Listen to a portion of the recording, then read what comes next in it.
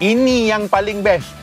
Senyap, babe. Ya, sampai kan kadang-kadang kau pun tak tahu, dah hidup ke belum sebab tak ada bunyi langsung kan. Tapi sebenarnya dah hidup, nampak dia dah tulis ready, maksudnya dah boleh jalan. Sampai kan kadang-kadang kau sampai rumah ataupun kau keluar rumah kan, ni bini kau, jiran-jiran kau tak tahu sebab senyap. Yalah, keluar senyap, tak ada bunyi kan. Dan lagi satu, ni kalau ada anak-anak kau tidur kat belakang kan, confirm dia lena sebab smooth dan juga senyap. Memang tempat ni tak ada bunyi apa-apa ni. Tapi yang ini senyap bukan lembik, babe. Tapi senyap ni sekali dia punya electric motor kick in, kau tekan minyak, pergi, babe. Orang kata apa tahu? Silent but deadly. Macam kau nak tahu tak? Toyota claim full consumption untuk Camry Hybrid ni apa? Ni sekitar 4 liter per 100 km. Berbanding daripada kereta petrol biasa 6.6 liter per 100 km. Ush, banyak beza ni. Kau bayang yang ini tangki penuh 50 liter. Kau darab dengan lebih 1000 km, babe. Kau bayang kalaulah harga minyak naik nanti.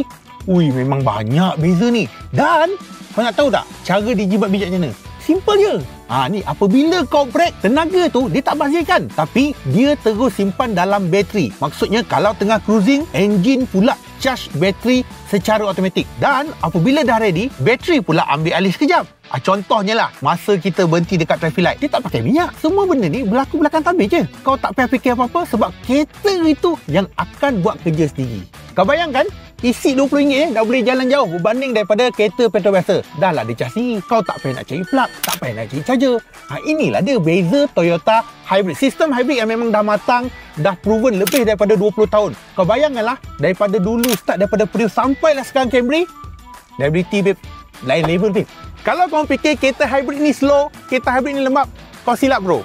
Yang ini, sekali kau tekan pedal minyak, ni dengan enjin 2.5 liter dynamic force plus dengan electric motor, total output atau apa? 230 PS. Yang ni, 0 to 100, 7.2 saat je ni. Yang ini kalau kau beraksi lah dekat highway orang kata tekan perigi. Itu aku tak cerita lagi, dia handling dengan platform TNGA dia. Memang sedap gila. Dan satu lagi, Camry ni, hybrid system ni yang akan ikut kau berdasarkan driving behavior. Kiranya kalau kau nak relax, kau pilihlah eco mode, lebih jimat minyak. Tapi kalau kau nak kejar kereta depan, pasang je power mode.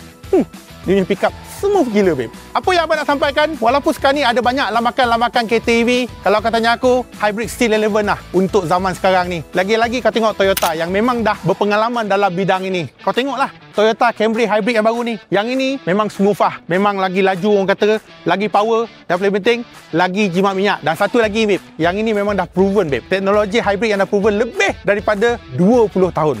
Jadi, sudahkah anda belajar? Sila komen!